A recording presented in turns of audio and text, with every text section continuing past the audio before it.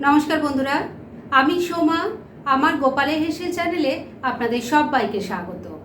আজকে চটপট তৈরি হয়ে যাবে আর খেতেও হবে দারুণ টেস্টি এরকম একটা রেসিপি আপনাদের সাথে শেয়ার করছি। যেদিন বেশি কিছু রান্না করতে ভালো লাগবে না সেদিন কিন্তু এই রান্নাটা করতে পারেন। আর মজার ব্যাপার হলো এর সাথে কিন্তু কোনো রকম সাইড ডিশ না হলেও চলবে। তাহলে চলুন রান্নাটা করে ফেলি। আজকে চটজলদি দারুণ টেস্টি আর হেলদি এই 1 পট মিলটা তৈরি করব প্রেশার কুকারে। আর তার জন্য প্রেশার কুকারে অল্প তেল দিয়ে দিয়েছি। এবার এর মধ্যে অল্প ঘিও দিয়ে দিচ্ছি। আপনারা চাইলে পুরো রান্নাটা কিন্তু ঘি দিয়েও করতে পারেন, তবে আমি দুটো মিশিয়েই করছি। তেল আর ঘিটা ভালো করে গরম হয়ে গেছে। এবার এর মধ্যে আমি প্রথমেই দিয়ে দিচ্ছি একটুখানি কিশমিশ। ফ্লেমটাকে একদম কমে রেখে কিশমিশটাকে একটু ভাজা ভাজা করে নিচ্ছি। কিশমিশটা হালকা ভাজা ভাজা হয়ে গেলে এর মধ্যে দিয়ে দিচ্ছি একটু কাজু বাদাম। এটাকেও কিশমিশের সাথে মিশিয়ে নিয়ে ভেজে নিচ্ছি। কাজু কিশমিশ ভাজা ভাজা হয়ে গেছে, এবার এগুলো তুলে নিচ্ছি। কাজু কিশমিশটা তো ভেজে তুলে নিয়েছি। এবার প্রেশার কুকারের মধ্যে যা তেল আর ঘি আছে তার মধ্যেই বাকি রান্না করব। এর মধ্যে প্রথমেই এবার দিয়ে দিচ্ছি অল্প একটু নুন। এবার এর মধ্যে পনিরের টুকরো ভেজে নেব। আমি এখানে 200 গ্রাম পনির নিয়েছি, সেটাকে একটু বড় বড় স্কোয়ার শেপে কেটে নিয়েছি। সমস্ত পনিরের টুকরোগুলো দিয়ে দিয়েছি। এবার মিডিয়াম ফ্লেমে রেখে এগুলোকে উল্টে পাল্টে লাল লাল করে ভেজে নিচ্ছি। পনিরের টুকরোগুলো উল্টে পাল্টে ভালো করে ভেজে নিয়েছি। এবার এগুলো তুলে নামিয়ে রেখে দিচ্ছি। পনিরগুলো ভেজে তুলে রেখে দিয়েছি। এবার প্রেশার কুকারের মধ্যে যা তেল ঘি আছে তার মধ্যে প্রথমেই দিয়ে দিলাম অল্প একটু গোটা জিরে, দিয়ে দিলাম একটা তেজপাতা, এর সাথেই দিয়ে দিলাম গোটা গরম মশলা, যার মধ্যে আছে 3-4টে এলাচ, 3-4টে লবঙ্গ আর একটা দারচিনি। ফোড়নটা একটু ভাজা ভাজা করে নিচ্ছি। ফোড়নটা ভাজা ভাজা হয়ে গেছে। এবার এর মধ্যে আমি কিছু সবজি দেব। প্রথমেই দিয়ে দিচ্ছি আলু আর গাজরের টুকরো। এখানে আমি একটাই বড় সাইজের আলু নিয়েছি আর দুটো মিডিয়াম সাইজের গাজর আছে, একটু ডুমো ডুমো করে কেটে নিয়েছি। তেলের সাথে মিশিয়ে নিয়ে এগুলোকে হালকা ভাজা ভাজা করে নিচ্ছি। বন্ধুরা, আপনারা আমার রেসিপি দেখার সাথে সাথে আমার ফেসবুক পেজ গোপালের হেসেল, তাতেও ভিজিট করতে পারেন। ডেসক্রিপশন বক্সে লিংক দেওয়া আছে। মিডিয়াম ফ্লেমে রেখে সবজিগুলো হালকা করে ভাজা ভাজা করে নিয়েছি। এবার এর মধ্যে মশলা দিয়ে দেব। আমি এখানে আদা, টমেটো আর কাঁচা লঙ্কা একসাথে বেটে নিয়েছি, সেটা দিয়ে দিলাম। এখানে যা মশলা দিলাম সেখানে আছে 1 ইঞ্চি একটা আদার টুকরো, বড় সাইজের 2টো টমেটো আছে আর 5-6টা কাঁচা লঙ্কা একসাথে বেটে নিয়েছি। ঝালটা অবশ্যই নিজেদের টেস্ট অনুযায়ী দেবেন। এবার এর মধ্যে কিছু গুঁড়ো মশলাও দেব। প্রথমেই দিয়ে দিলাম হলুদের গুঁড়ো, 2 চামচ এখানে যাবে জিরের গুঁড়ো, আমি চা চামচে 2 চামচ দিলাম। ধনের গুঁড়ো চা চামচে 2 চামচ যাচ্ছে। অল্প নুন দিয়ে দিলাম। এবার সব কিছু মিশিয়ে নিয়ে মশলার সাথে সবজিটাকে খুব ভালো করে কষিয়ে নিতে হবে।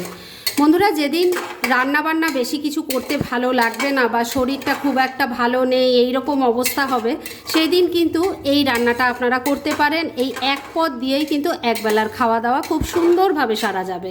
ট্রাই করে দেখতে পারেন। মশলার সাথে সবজিটা ভালো করে মিশিয়ে নিয়ে মিনিট 2 সময় নিয়ে একটু কষিয়ে নিয়েছি। তবে মশলার সাথে সবজি যাতে আরও ভালো করে কষানো হয় সেজন্য ফ্লেমটাকে লো আর মিডিয়ামের মাঝামাঝি রেখে লিডটা একটু লাগিয়ে দিয়ে মিনিট 2 জন্য রান্না করে নিচ্ছি। মিনিট 2 সময় নিয়ে রান্নাটা করে নিয়েছি। এবার লিডটা খুললাম, একটু নাড়াচাড়া করে নিচ্ছি। মশলার সাথে সবজিটা ভালো করে কষানো হয়ে গেছে। এবার এর মধ্যে দিয়ে দেব ছোলার ডাল। এখানে 1 গ্লাস পরিমাণ ছোলার ডাল আছে আর এটাকে সারা রাত জলে ভেজানো ছিল। আর বন্ধুরা, রাইসের যে কোনো রান্না করার জন্য আপনারা নিশ্চয়ই জানেনই যে একটা মাপের দরকার হয়। তাই আমি কিভাবে মাপটা নিয়েছি আপনাদের আগে একবার দেখিয়ে দিই। আগে ডালটা দিয়ে দিলাম, তারপর এবার দেখিয়ে দিচ্ছি। আমি দেখুন এই ছোট গ্লাসটাকে মাপ করে নিয়েছিলাম আর এই গ্লাসটা দিয়েই আমি 1 গ্লাস পরিমাণ ডাল দিয়েছি, যেটা আগেই বললাম সারা রাত জলে ভেজানো ছিল। এবার ছোলার ডালটাকে সব কিছুর সাথে খুব ভালো করে মিশিয়ে নিতে হবে। ছোলার ডালটাকে ভালো করে মিশিয়ে নিয়েছি। এবার আবারও ফ্লেমটাকে লো আর মিডিয়ামের মাঝামাঝি রেখে ঢাকা দিয়ে মিনিট 2 রান্না করে নিচ্ছি। মিনিট 2 আবারও রান্না হয়ে গেছে, ঢাকা তুললাম, একটু নাড়াচাড়া করে নিচ্ছি।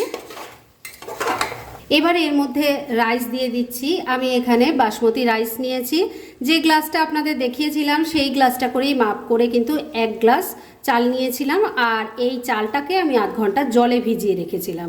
তবে এই রান্নাটা কিন্তু যে কোনো রাইস দিয়েই করতে পারবেন। চালটা দিয়ে দিলাম। এর সাথে দিয়ে দিচ্ছি একটু ক্যাপসিকামের টুকরো, দিয়ে দিচ্ছি অল্প একটু গরম মশলার গুঁড়ো। এবার সব কিছু আবারও একবার খুব ভালো করে মিশিয়ে নিচ্ছি।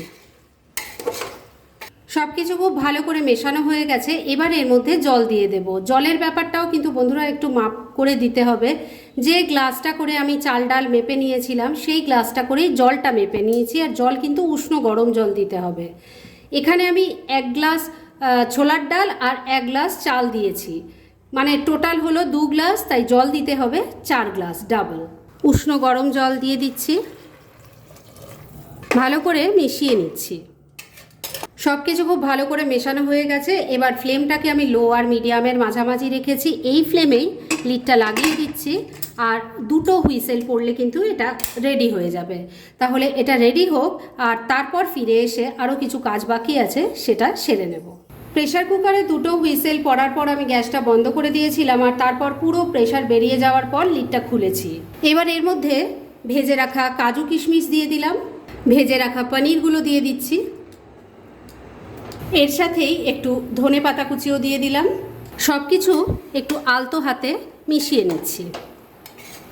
সব কিছু ভালো করে মেশানো হয়ে গেছে। আর বন্ধুরা, এখানে কিন্তু আমি কোনো রকম চিনির ব্যবহার করিনি, কেননা যেহেতু কিশমিশ দিয়েছি তাই আর চিনিটা দেইনি। তবে আপনারা যদি দিতে চান তাহলে প্রেশার কুকারের লিড আটকানোর আগের মুহূর্তে চিনিটা মিশিয়ে দেবেন। যাই হোক, রান্না কিন্তু এবার একদম রেডি। এবার এই যে সমস্ত কিছু দিলাম, এগুলো যাতে একটু ভালো করে সব কিছুর সাথে মিলেমিশে যায় সেজন্য লিডটা একটু লাগিয়ে দিচ্ছি, মানে আলগা লাগিয়ে দিচ্ছি, আর গ্যাসটা জ্বালিয়ে দিয়ে মিনিট খানেক একটু রান্না করে নিচ্ছি। মিনিট 2 রান্নাটা হয়ে গেছে, গ্যাস বন্ধ করে দিলাম। এবার এটাকে কিন্তু আর ঢেকে রাখবো না, ডাইরেক্ট সার্ভ করে আপনাদের দেখাচ্ছি। ফ্রেন্ডস, আমার আজকের এই দারুণ টেস্টি চটজলদি আর হেলদি 1 পট রেসিপি একদম রেডি হয়ে গেছে এবং আমি সার্ভ করে দিয়েছি। যেদিন বেশি কিছু রান্না করতে ভালো লাগবে না বা শরীরটা ভালো থাকবে না, সেদিন কিন্তু এই 1 পদ দিয়েই একবেলার খাওয়া দাওয়া সুন্দরভাবে সারতে পারেন। আর এটা খেতেও কিন্তু দারুণ টেস্টি হয়, সেটা একবার ট্রাই করলেই বুঝতে পারবেন। এরকম ধরনের অনেক ভালো ভালো নিরামিষ রান্নার রেসিপি আপনারা গোপালের হেসেল সার্চ করলেই পেয়ে যাবেন, যার মধ্যে থেকে কিছু কিছু আমি সাজেস্টেড বক্সেও দিয়ে দেবো, সেখান থেকেও আপনারা দেখে নিতে পারেন। তাই গোপালের হেসেল অবশ্যই ভিজিট করুন। আর আপনারা কেমন ধরনের রেসিপি চাইছেন সেটাও কিন্তু আমাকে জানাতে পারেন। আমি চেষ্টা করব সেই সব রেসিপিগুলো আপনাদের সাথে শেয়ার করার। আর আমার আজকের এই রেসিপি যদি আপনাদের ভালো লাগে আর ইউজফুল বলে মনে হয়, তাহলে যারা এখনও আমার চ্যানেলটাকে সাবস্ক্রাইব করেননি তারা প্লিজ সাবস্ক্রাইব করুন। তাহলে আজকের মতো এখানেই শেষ করছি। পরদিন আবার এরকমই কোনো ভালো রেসিপি নিয়ে চলে আসব। আপনারা সবাই খুব ভালো থাকুন, সুস্থ থাকুন।